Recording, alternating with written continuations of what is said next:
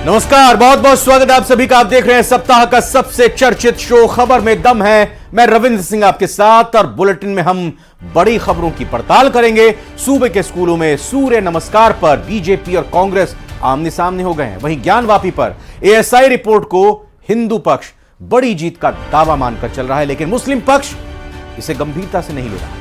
राजसमंद में लाश ने आरोपी की चुगली कर दी। सही सुन रहे हैं आप, एक शव ने आरोपी की चुगली कर दी। आरोपी पकड़ा गया, जिसके बाद पुलिस ने दबोच लिया आरोपी को। तो आइए शुरू करते हैं आज खबर में दम है।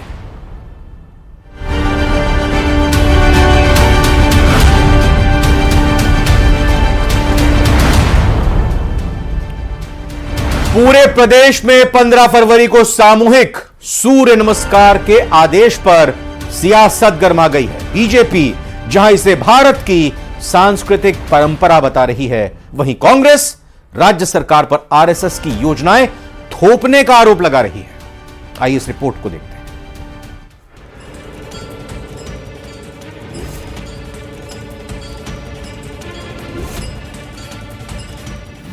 सूर्य नमस्कार पर आर पार। आज देश से दुनिया के अनेक देशों में सूर्य नमस्कार को अंगीकार किया है। फिर बढ़ी सियासी तकरार। राजनीति से प्रेरित होकर भारतीय जनता पार्टी शिक्षा के क्षेत्र में आरएसएस का एजेंडा लागू कर रही है। सबके लिए सूर्य नमस्कार जरूरी। सूर्य भगवान सबको प्रकाश देते हैं, तो शिक्षण संस्थाओं में आते हैं, उन सबको करना चाहिए यदि वो भारतीय है तो। फिर सियासत में क्यों बनी मजबूरी?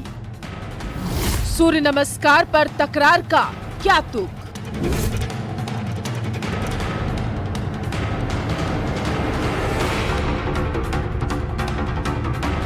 भजनलाल सरकार अपने वादे को अमली जामा पहनाने में जुट गई है। छात्रों को शिक्षित करने के साथ ही संस्कारित करने में भी भिड़ चुकी है। नौनिहालों को देश की समृद्ध परंपरा से जोड़ने की कवायद इसी कोशिश का एक नतीजा है। सूर्य भगवान के बिना हमारा जीना असंभव है। हमको प्रकाशमान करते हैं, और मैं कहता हूँ ये भारत की धरती सूर्य भगवान के बिना चल नहीं सकती है। इसलिए हम जिस प्रकार से हम अन्य की पूजा करते, पहाड़ों की, पर्वतों की, नदियों की, पोखर हैं और अन्य की पूजा करते, इसी प्रकार से हम सूर्य भगवान की भी आराधना करेंगे।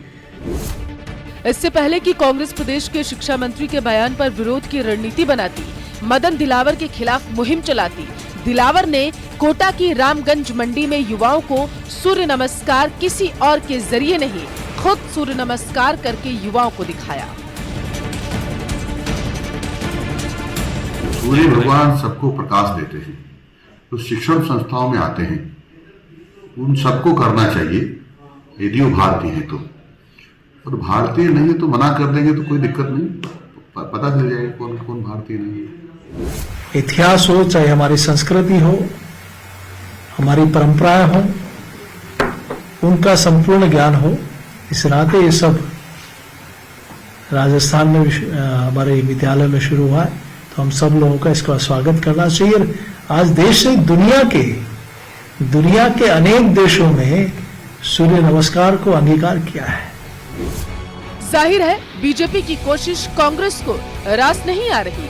कांग्रेस कह रही है कि सूबे की नई सरकार अंग्रेजी स्कूलों को बंद करने की बात करती है और स्कूलों को आरएसएस की पाठशाला बनाना चाहती है। योग और सूर्य नमस्कार को कांग्रेस शिक्षा का भगवाकरण बता रही है। राजस्थान में भारतीय जनता पार्टी की सरकार द्वारा बिना शिक्षाविदों की राय के, बिना एक्सपर्ट कमेटी की सिफारिशों के पाठ्यक्रम जोड़े जा रहे हैं, जो केवल और केवल यह दर्शाते हैं कि राजनीति से प्रेरित होकर भारतीय जनता पार्टी शिक्षा के क्षेत्र में आरएसएस का एजेंडा लागू कर रही है। दरअसल 15 फरवरी को राजस्थान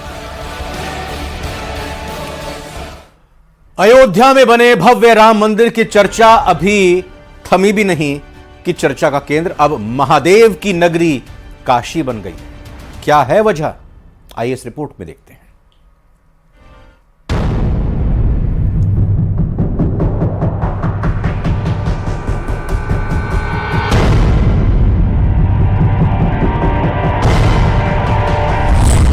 ज्ञानव्यापी पर एएसआई रिपोर्ट ने हिंदू मंदिरों पर लगा दी मुहर।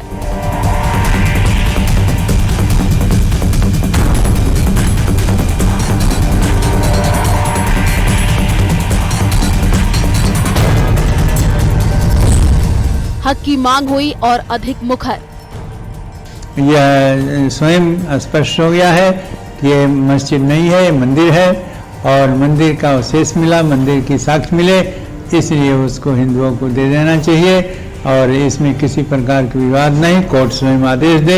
बाबा साहब भीमराव अंबेडकर द्वारा रचित संविधान का सम्मान करते हुए हम लड़ाई लड़े और मैं उम्मीद करता हूँ उस लड़ाई को भी हम जीतेंगे, वहाँ पर भी मंदिर का निर्माण होगा। अयोध्या के बाद अब काशी की बारी।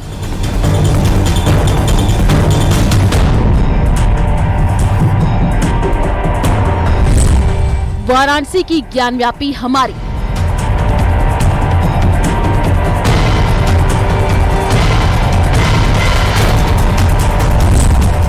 सनातन के 32 सबूत, दावा और मजबूत। राम जन्मभूमि पर नव्य भव्य और दिव्य राम मंदिर बनने के बाद अब हर हर महादेव की गूंज तेज हो रही है। अयोध्या के बाद अब काशी के उद्धार की मांग मुखर होने लगी है। हिंदू पक्ष का दावा है कि जिस स्थान पर ज्ञानव्यापी मस्जिद बनी है वहां पहले काशी विश्वनाथ का विशाल मंदिर था। हिंदू पक्ष के इस दावे को एएसआई की सर्वे रिपोर्ट ने और मजबूती दी है। ज्ञानव्यापी पर एएसआई की सर्वे रिपोर्ट कहती है कि ज्ञानव्यापी में मंदिर था जिसे तोड़ करके मस्जिद बनाई गई।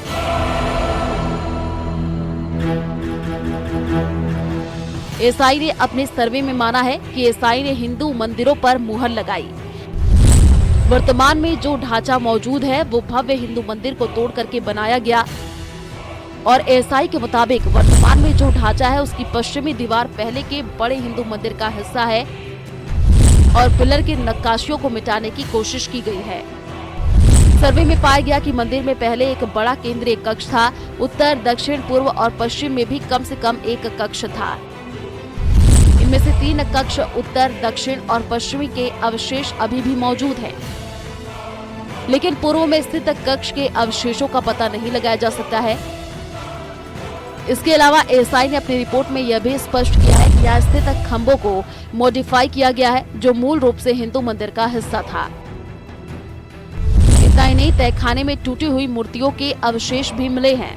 एएसआई ने अपने सर्वे में पाया कि कला और वास्तुकला के आधार पर पूर्व मौजूदा ढांचे को एक हिंदू मंदिर के रूप में पहचाना जा सकता है।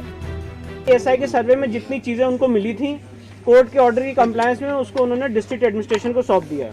कि एएसआई को अपने जीपीआर सर्वे में जो 6 पॉइंट उन्होंने उसमें लिखा है उसमें उन्होंने लिखा है कि रोड 3-4M में जो वाइट सेलार्स हैं उसमें कॉरिडोर के बगल में एक चौड़ा कुआं, एक वेल होता हुआ जीपीआर सर्वे में उनको दिखा है।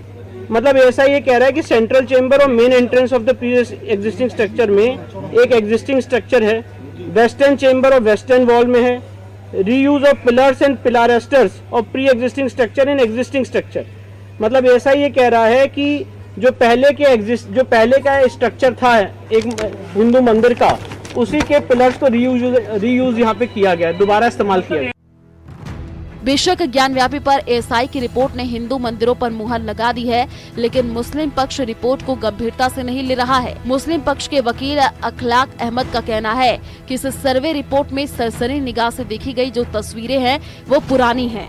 उनके मुताबिक कोई भी नया फोटो नहीं है, अंतर सिर्फ इतना है कि पहले केवल फोटो खींचकर दिखाए गए थे, अब इनकी नाप जोक करके लिख दिया गया है, कोई नया सबूत नहीं मिला है। ऐसी कोई भी जितनी फोटोग्राफ पिछली बार कमीशन की कार्रवाई मिली है वही फोटोग्राफ इसमें भी, सिवाय इसके कि उसमें नाप नहीं थी, इसमें उन्हें नाप लिख दिया है। वो पश्चिमी दीवार में ऐसा कुछ भी नहीं है जिसमें कोई भी ऐसी मूर्ति नहीं लगी हुई है जिससे पता है जैसे कि यहाँ सब वो मंदिर की दीवार है। इस रिपोर्ट के बाद हिंदू पक्ष में खुशी है और ज्ञानव्यापी परिसर में नमाज बंद करने की मांग उठने लगी है। यह स्वयं स्पष्ट हो गया है कि ये मस्जिद नहीं है, ये मंदिर है और मंदिर का अवशेष मिला, मंदिर की साक्ष्य मिले, इसलिए उसको हिंदुओं को दे देना चाहिए। सर्वे का जो रिपोर्ट आया है उस सर्वे की रिपोर्ट में जिस प्रकार से सनातन को दबाने का प्रयास हुआ, सनातन को छुपाने का प्रयास हुआ, सनातन को मिटाने का प्रयास हुआ, उस सर्वे में उजागर हो गया। फिर भी सनातनी दिल पर पत्थर रखकर संविधान के सहारे और कलम के ताकत के बल पर बाबा साहब भीमराव अंबेडकर द्वारा रचित संविधान का सम्मान करते हुए हम लड़ाई लड़ रहे हैं। काशी शुरुआत से ही धर्म का एक बड़ा केंद्र है। ऐसे में यहाँ अलग अलग शासनकाल में शासकों ने कई मंदिरों के निर्माण कराए। बहरहाल मुस्लिम पक्ष भले ही एसआई की रिपोर्ट को हल्के में ले रहा हो, लेकिन एक तथ्य ये भी है कि एसआई ने ही अयोध्या में राम जन्मभूमि पर सर्वे के जरिए सच का पता लगाया था, जिसके बाद राम मंदिर निर्माण का रास्ता साफ हुआ था। Bureau report, news 18 Rajasthan. अक्सर ये सवाल उठाया जाता है कि टीवी पर आने वाले क्राइम शोज लोगों को क्राइम करने या क्राइम के बाद सबूत मिटाने के आइडियाज देता है। अब ये कितना सही है या कितना गलत है ये तो नहीं पता, लेकिन एक शख्स ने जो किया, जैसा किया और फिर जो कहा, वो इस बात का सबूत है कि हां, कई बार क्राइम शोज मुजरिमों को गुनाहों के सबूत छिपाने के आइडियाज जरूर दे जाते हैं। इस रिपोर्ट को देखिए।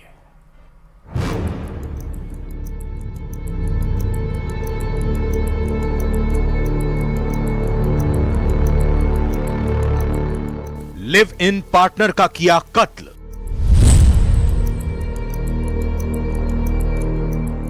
क्राइम शो से लिया लाश छिपाने का आइडिया।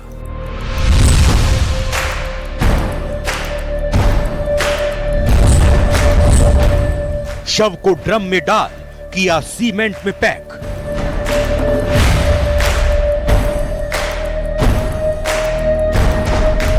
चार साल बाद खुला राज, सन्न रह गया समाज।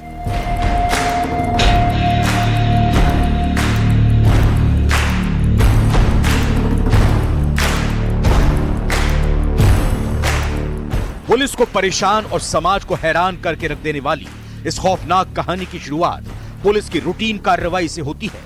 प्रतापनगर थाना पुलिस को सूचना मिली कि मोहनलाल सुखाड़िया यूनिवर्सिटी के स्वर्ण जयंती द्वार के पास एक व्यक्ति खड़ा है, जिसके पास अवैध हथियार हो सकते हैं। पुलिस टीम मौके पर पहुंची और व्यक्ति से उसका नाम पूछा। नाम पूछने पर उसने पुलिस को अपना नाम राहुल राज चतुर्वेदी बताया। सूचना मिली कि राहुल राज नाम का व्यक्ति जिसके पास एक हथियार हो सकता है, तो उन्होंने उसको पकड़कर उससे हथियार बरामद किया। जब हथियार बरामद करके उसे पूछताछ चालू करी तो दो कांस्टेबल थे, धर्मेंद्र और अनिल।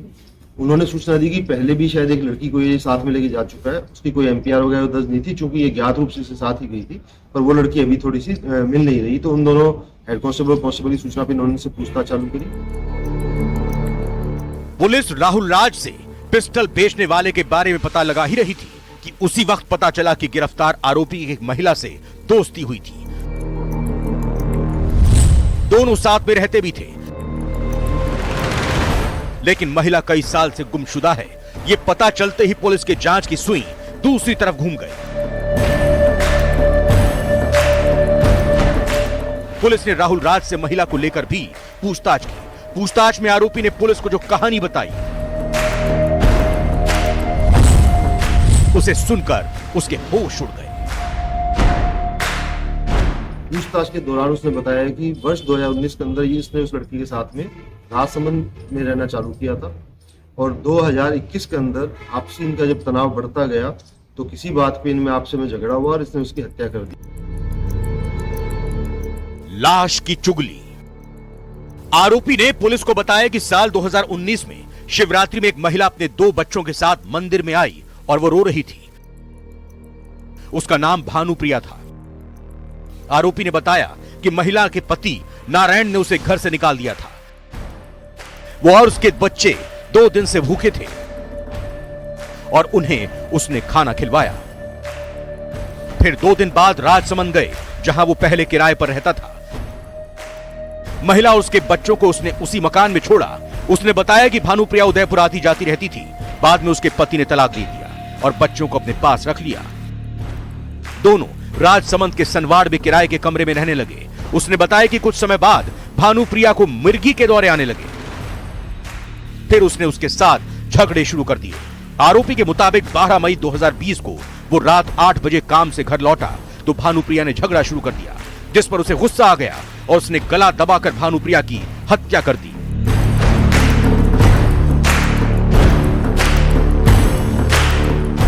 आरोपी ने पुलिस को बताया कि महिला की मौत के बाद वो घबरा गया था। उसने लाश को ठिकाने लगाने के लिए क्राइम शो के कई एपिसोड देखे। शव को ड्रम में रखने का आइडिया वहीं से मिला।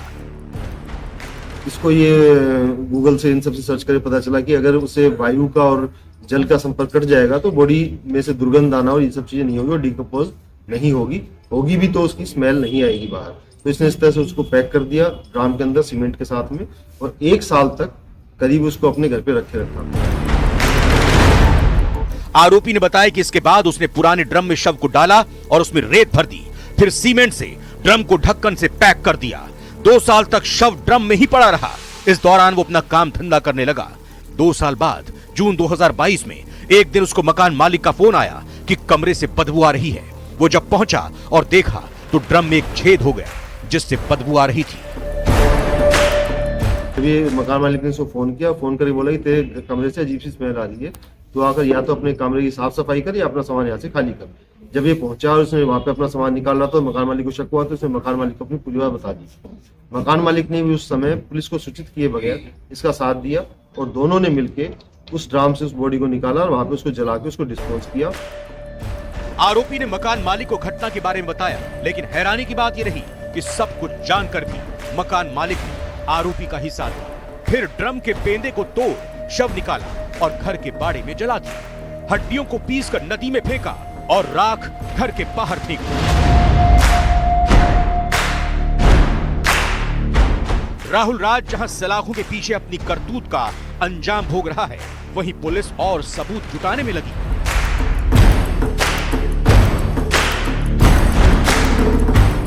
न्यूज़ 18 राजस्थान के लिए राजसमंद से अलकेश सनाठे की रिपोर्ट।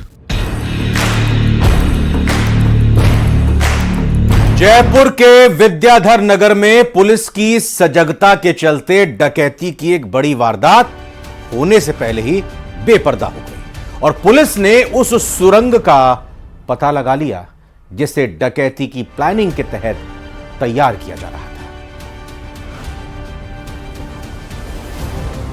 फेल हुई डकैती की प्लानिंग, वारदात से पहले ही बेपर्दा हुआ प्लान। सुरंग की इन तस्वीरों को देखकर आप अंदाजा लगा सकते हैं कि डकैती के लिए बदमाशों ने जो प्लानिंग तैयार की थी वो कितनी फुल प्रूफ थी। लेकिन अगर सब्जी मंडी में आकर गाड़ी का पहिया नहीं फंसता तो उसका खुलासा नहीं हो पाता। तो ये वो सुरंग है जो खोदी गई थी और ये सुरंग ठीक बैंक के स्ट्रांग रूम के ठीक नीचे की तरफ ये सुरंग इस वक्त जो है वो आ रही है। करीब 80 से 100 फुट से ज्यादा लंबी ये सुरंग बताई जा रही है। अंडरग्राउंड जो लाइन होती है ठीक उसके सहारे इस पूरी सुरंग को खोदा गया है। सुरंग में कई महत्वपूर्ण सबूत जो है वो पुलिस के हाथ लगे हैं। इन्वेस्टिगेशन की जा रही है मौके पर जो सुरंग है और एफएसएल की टीम के तमाम अधिकारी हमारे साथ में मौजूद है। एफएसएल के जो तमाम अधिकारी वो मौके पर जांच पड़ताल कर रहे हैं, देख रहे हैं क्या कुछ यहाँ पर मिला है, क्या कुछ नहीं मिला है। और पीछे की तरफ आप देख पा रहे हैं जहां पर पुलिस के अधिकारी जा रहे हैं वहां से ये सुरंग शुरू हुई थी और ठीक मेरे सीधे हाथ की तरफ मैं आपको दिखाता हूं कि मेरे ठीक पीछे की तरफ ये बैंक की इमारत है, इसके आगे बैंक का स्ट्रांग रूम है और उसके ठीक नीचे ये सुरंग यहां तक आ रही है। यानी आप समझ सकते हैं कि 80 से 100 फुट लंबी गहरी सुरंग जो है वो यहां पर खोदी गई और उस सुरंग के अंदर जो है खाने की जो प्लेट्स होती है थाली वो मिली है। इसके अलावा पहनने के कपड़ों के अलावा जो पावड़ा गेती और जो तमाम अन्य उपकरण है वो यहाँ पर मिले हैं।